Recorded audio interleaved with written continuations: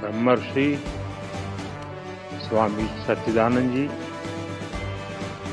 श्रीमठ स्वामी शुभंगानंदा जी, स्वामी शारदानंद जी, सभी पूज्य संतगण, सरकार में मेरे साथी श्री जॉर्ज कुरियन जी, संसद में मेरे साथी श्री अडूर प्रकाश जी, अन्य सभी वरिष्ठ महानुभाव, देवी और सज्जनों, पिन्ने एंडे एल्ला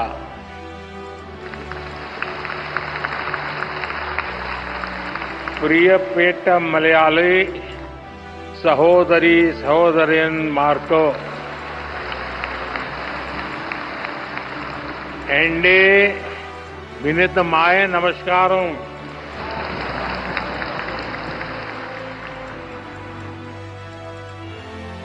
आज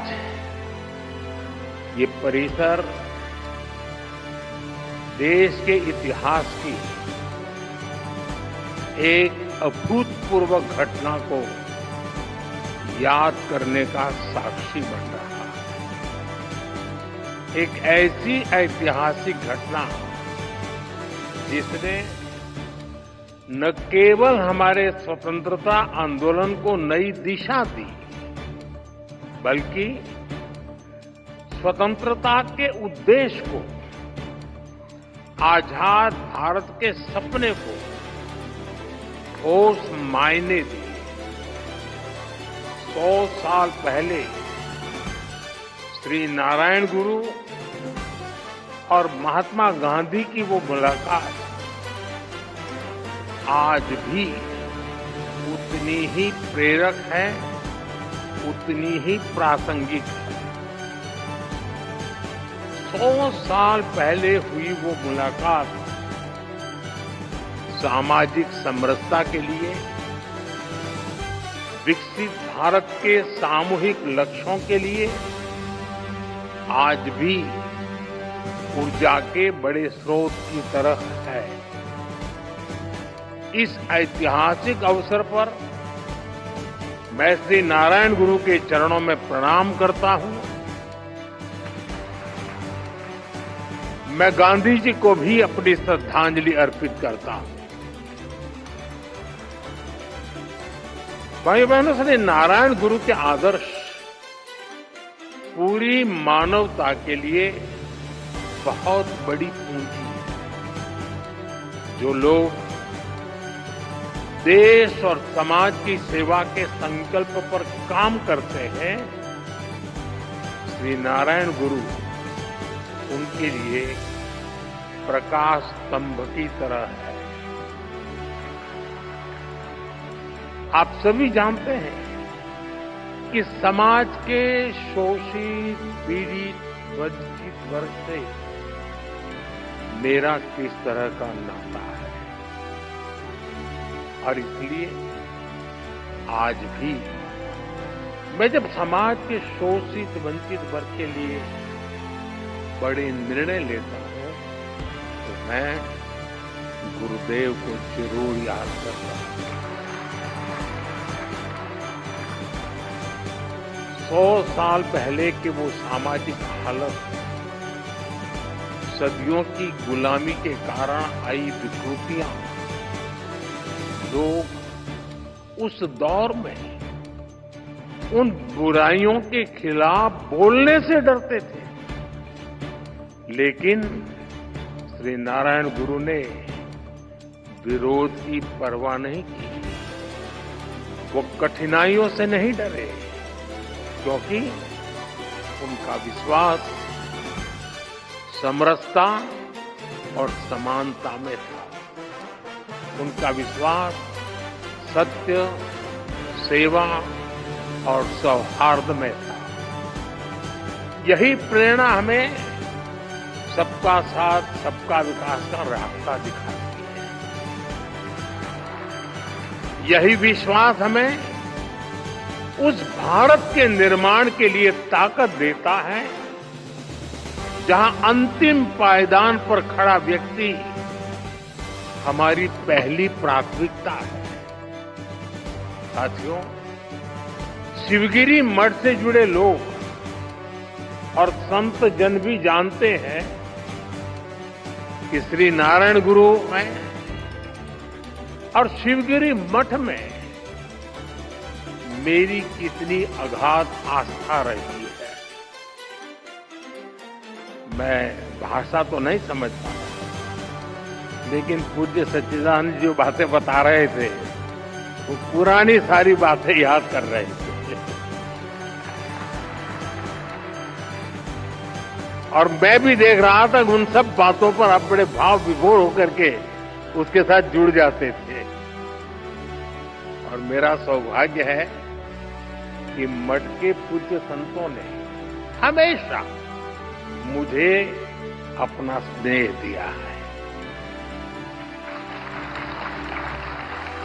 मुझे याद है 2013 में,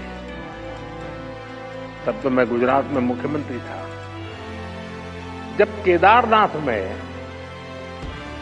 प्राकृतिक आपदा आई थी, तब शिवगिरी मठ के कई पूज्य संत वहां फंस गए थे, कुछ भक्तजन भी फंस गए थे। शिवगिरी मठ ने वहां फंसे लोगों को सुरक्षित निकालने के लिए भारत सरकार का संपर्क नहीं किया था। प्रकाश जी, बुरा मत मानना।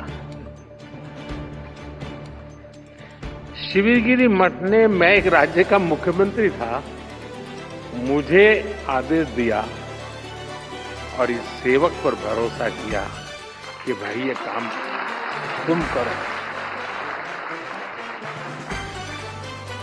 और ईश्वर कृपा से सभी संत, सभी भक्तजन को सुरक्षित में ला पाया था। साथियों, वैसे भी मुश्किल समय में हमारा सबसे पहला ध्यान उसकी ओर जाता है जिसे हम अपना मानते हैं, जिस पर हम अपना अधिकार समझते हैं। और मुझे खुशी है कि आप अपना अधिकार मुझ पर समझते हैं। शिवगिरी मठ के संतों के इन अपनेपन से ज्यादा आत्मिक सुख की बात मेरे लिए और क्या हो। साथियों, मेरा आप सबसे एक रिश्ता काशी का भी है।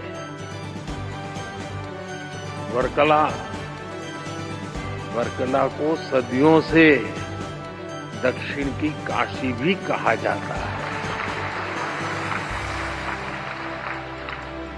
और काशी चाहे उत्तर की हो या दक्षिण की, मेरे लिए हर काशी मेरी काशी ही है। साथियों, मुझे भारत की आध्यात्मिक परंपरा, ऋषियों मुनियों की विरासत, उसे करीब से जानने और जीने का सौभाग्य मिला है। भारत की विशेषता है कि हमारा देश जब भी मुश्किलों के भंवर में फंसता है, कोई न कोई महान विभूति देश के किसी कोने में जन्म लेकर समाज को नई दिशा दिखाती है। कोई समाज के आध्यात्मिक उत्थान के लिए काम करता है, कोई सामाजिक क्षेत्र में समाज सुधारों को गति देता है। श्री नारायण गुरु ऐसे ही महान संत थे। निवृत्ति पंचकम और आत्मोपदेश शतकम जैसी उनकी रचनाएं ये अद्वैत और अध्यात्म अध्यात्म के किसी भी स्टूडेंट के लिए गाइड की तरह है। साथियों, योग और वेदांत, साधना और मुक्ति नारायण गुरु के मुख्य विषय थे। लेकिन वो जानते थे कि कुरीतियों में फंसे समाज का आध्यात्मिक उत्थान उसके सामाजिक उत्थान से ही संभव होगा। इसलिए उन्होंने अध्यात्म को समाज सुधार और समाज कल्याण का एक माध्यम बनाया। और श्री नारायण गुरु के ऐसे प्रयासों से गांधी जी ने भी प्रेरणा पाई, उनसे मार्गदर्शन लिया। गुरुदेव रविन्द्रनाथ टैगोर जैसे विद्वानों को भी श्री नारायण गुरु से चर्चा का लाभ मिला। साथियों, एक बार किसी ने श्री नारायण गुरु की आत्मोपदेश शतकम रमण महर्षि जी को सुनाई थी। उसे सुनकर रमण महर्षि जी ने कहा था, अवर एल्लाम तेरिंजवर, यानी वो सब कुछ जानते हैं।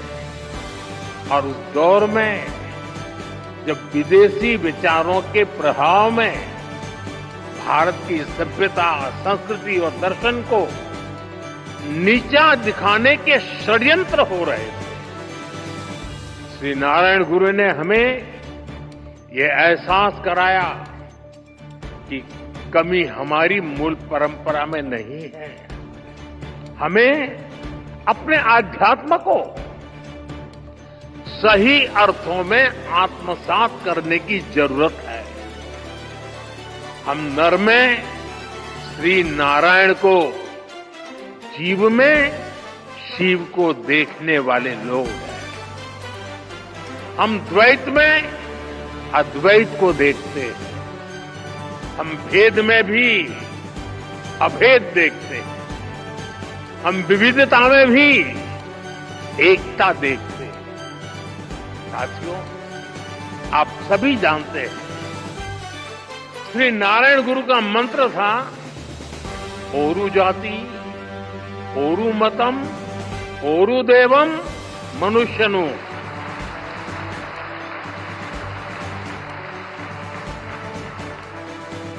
यानी पूरी मानवता की एकता, जीव मात्र की एकता, ये विचार भारत की जीवन संस्कृति का मूल है, उसका आधार है।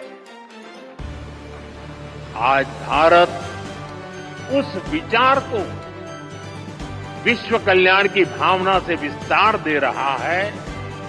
आप देखिए, अभी हाल ही में हमने विश्व योग दिवस मनाया।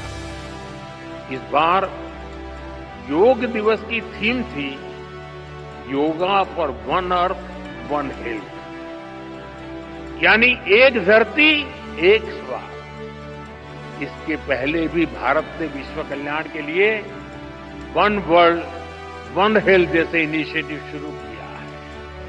आज भारत सस्टेनेबल डेवलपमेंट की दिशा में वन सन, वन अर्थ, वन ग्रिड जैसे ग्लोबल मूवमेंट को भी लीड कर रहा है।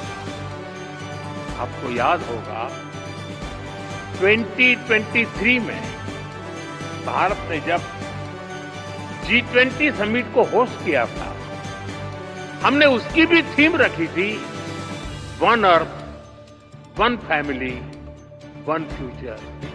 हमारे इन प्रयासों में वसुधैव कुटुंबकम की भावना जुड़ी हुई है। श्री नारायण गुरु जैसे संतों की प्रेरणा जुड़ी हुई है। साथियों, श्री नारायण गुरु ने एक ऐसे समाज की परिकल्पना की थी जो भेदभाव से मुक्त हो। मुझे संतोष है कि आज देश सैचुरेशन अप्रोच पर चलते हुए भेदभाव की हर गुंजाइश को खत्म कर रहा है। लेकिन आप 10-11 साल पहले की हालत को याद करिए। आजादी के इतने दशक बाद भी करोड़ों देशवासी कैसा जीवन जीने को मजबूर थे। करोड़ों परिवारों के सिर पर छत तक नहीं थी। लाखों गांवों में पीने का साफ पानी नहीं। छोटी छोटी बीमारी में भी इलाज कराने का विकल्प नहीं। गंभीर बीमारी हो जाए तो जीवन बचाने का कोई रास्ता नहीं। करोड़ों गरीब, दलित, आदिवासी महिलाएं मूलभूत मानवीय गरिमा से वंचित थे। और ये करोड़ों लोग इतनी पीढ़ियों से इन कठिनाइयों में जीते चले आ रहे हैं कि उनके मन में बेहतर जिंदगी की उम्मीद तक मर चुकी थी। जब देश की इतनी बड़ी आबादी ऐसी पीड़ा और निराशा में थी, तब देश कैसे प्रगति कर सकता था? और इसलिए हमने सबसे पहले संवेदनशीलता को सरकार की सोच में ढाला। हमने सेवा को संकल्प बनाया।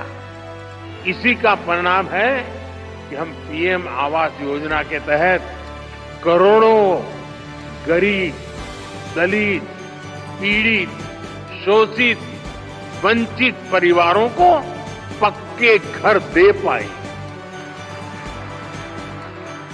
हमारा लक्ष्य हर गरीब को उसका पक्का घर देने का है। और ये घर केवल ईंट सीमेंट का ढांचा नहीं होता, उसमें घर की संकल्पना साकार होती है, तमाम जरूरी सुविधाएं होती है। हम 4 दीवारों वाली इमारत नहीं देते, हम सपनों को संकल्प में बदलने वाला घर देते हैं। इसलिए पीएम आवास योजना के घरों में गैस, बिजली, शौचालय जैसी हर सुविधा सुनिश्चित की जाती है। जल जीवन मिशन के तहत हर घर तक पानी पहुंचाया जा रहा है। ऐसे आदिवासी इलाकों में जहां कभी सरकार पहुंची ही नहीं, आज वहां विकास की गारंटी पहुंच रही है। आदिवासियों में, उसमें भी जो अति पिछड़े आदिवासी हैं, हम उनके लिए पीएम जनमन योजना शुरू की। उससे आज कितने ही इलाकों की तस्वीर बदल रही है। इसका परिणाम यह है कि समाज में अंतिम पायदान पर खड़े व्यक्ति में भी नई उम्मीद जगी है। वो न केवल अपना जीवन बदल रहा है, बल्कि वो राष्ट्र निर्माण में भी अपनी मजबूत भूमिका देख रहा है। साथियों, श्री नारायण गुरु ने हमेशा महिला सशक्तिकरण पर जोर दिया था। हमारी सरकार भी वुमेन लेड डेवलपमेंट के मंत्र के साथ आगे बढ़ रही है। हमारे देश में आजादी के इतने साल बाद भी ऐसे कई क्षेत्र हैं जिनमें महिलाओं की एंट्री ही बैन है। हमने इन प्रतिबंधों को हटाया। नए नए क्षेत्रों में महिलाओं को अधिकार मिले। आज स्पोर्ट से लेकर स्पेस तक हर फील्ड में बेटियां देश का नाम रोशन कर रही हैं। आज समाज का हर वर्ग, हर तबका एक आत्मविश्वास के साथ विकसित भारत के सपने को उसमें अपना योगदान दे रहा है। स्वच्छ भारत मिशन, पर्यावरण से जुड़े अभियान, अमृत सरोवर का निर्माण, मिलेट को लेकर जागरूकता जैसे अभियान, हम जन भागीदारी की भावना से आगे बढ़ रहे हैं। 140 करोड़ देशवासियों की ताकत से आगे बढ़ रहे हैं। साथियों, श्री नारायण गुरु कहते थे, विद्या कौन प्रबुद्धर आऊ का, संगठना कौन शक्तर आऊ का, प्रयत्नम कौन संपन्नार आऊ का। यानी enlightenment through education, strength through organisation, prosperity through industry. उन्होंने खुद भी इस विजन को साकार करने के लिए महत्वपूर्ण संस्थाओं की नींव रखी। शिवगिरी में ही गुरुजी ने शारदा मठ की स्थापना की थी। मां सरस्वती को समर्पित ये मठ, इसका संदेश है कि शिक्षा ही वंचितों के लिए उत्थान और मुक्ति का माध्यम बनेगी। मुझे खुशी है कि गुरुदेव के उन प्रयासों का आज भी लगातार विस्तार हो रहा है। देश के कितने ही शहरों में गुरुदेव सेंटर्स और श्री नारायण कल्चरल मिशन मानव हित में काम कर रहे हैं। साथियों, शिक्षा, संगठन और औद्योगिक प्रगति से समाज कल्याण के इस विजन की स्पष्ट छाप आज हम देश की नीतियों और निर्णयों में भी देख सकते हैं। हमने इनके दशक बाद, इतने दशक देश में नई एजुकेशन पॉलिसी लागू की। नई एजुकेशन पॉलिसी न केवल शिक्षा को आधुनिक और समावेशी बनाती है, बल्कि मातृभाषा में पढ़ाई को भी बढ़ावा देती है। इसका सबसे बड़ा लाभ पिछड़े और वंचित तबके को ही हो रहा है। साथियों, हमने पिछले एक दशक में देश में इतनी बड़ी संख्या में नई आईआईटी, आईआईएम, एम्स जैसे संस्थान खोले हैं, जितने आजादी के बाद 60 वर्षों में नहीं खुले। इसके कारण आज उच्च शिक्षा में गरीब और वंचित युवाओं के लिए नए अवसर खुले। बीते 10 साल में आदिवासी इलाकों में 400 से ज्यादा एकलव्य आवासीय स्कूल खुले गए हैं। जो जनजातीय समाज कई पीढ़ियों से शिक्षा से वंचित थे, उनके बच्चे अब आगे बढ़ रहे हैं। भाइयों बहनों, हमने शिक्षा को सीधे स्किल और अवसरों से जोड़ा है। स्किल इंडिया जैसे मिशन देश के युवाओं को आत्मनिर्भर बना रहा है। देश की औद्योगिक प्रगति, प्राइवेट सेक्टर में हो रहे बड़े रिफॉर्म, मुद्रा योजना, स्टैंड अप योजना, इन सबका भी सबसे बड़ा लाभ दलित, पिछड़ा और आदिवासी समाज को हो रहा है। साथियों, श्री नारायण गुरु एक सशक्त भारत चाहते हैं। भारत के सशक्तिकरण के लिए हमें आर्थिक, सामाजिक और सैन्य हर पहलू में आगे रहना है। आज देश इसी रास्ते पर चल रहा है। भारत तेजी से दुनिया की तीसरे नंबर की इकोनॉमी बनने की तरफ बढ़ रहा है। हाल में दुनिया ने ये भी देखा है कि भारत का सामर्थ्य क्या है। ऑपरेशन सिंदूर,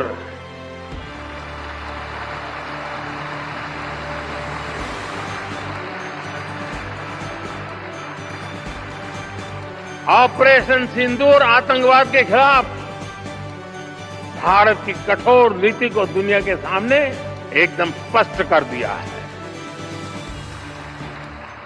हमने दिखा दिया है कि भारतीयों का खून बहाने वाले आतंकियों के लिए कोई भी ठिकाना सुरक्षित नहीं है।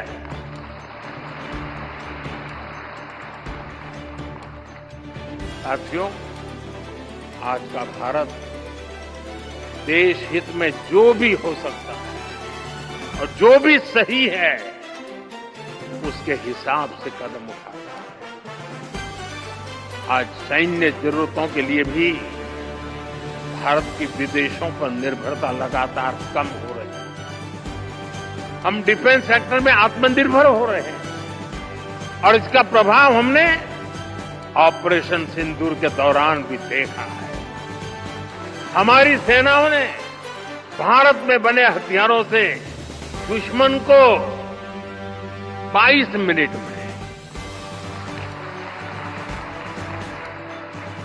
मिनट में घुटने टेकने के लिए मजबूर कर दिया। मुझे विश्वास है आने वाले समय में मेड इन इंडिया हथियारों का डंका पूरी दुनिया में बजेगा।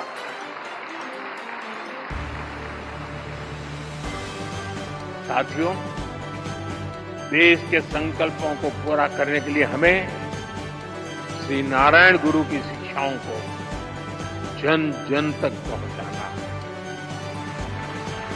हमारी सरकार भी इस दिशा में सक्रियता के साथ काम कर रही है।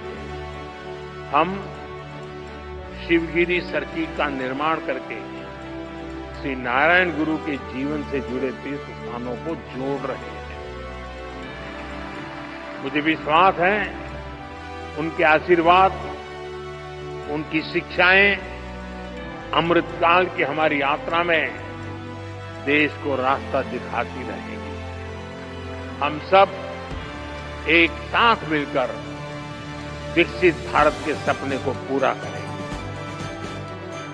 श्री नारायण गुरु का आशीर्वाद हम सभी पर बना रहे, इसी कामना के साथ मैं शिवगिरी मठ के सभी संतों को फिर से नमन करता हूं।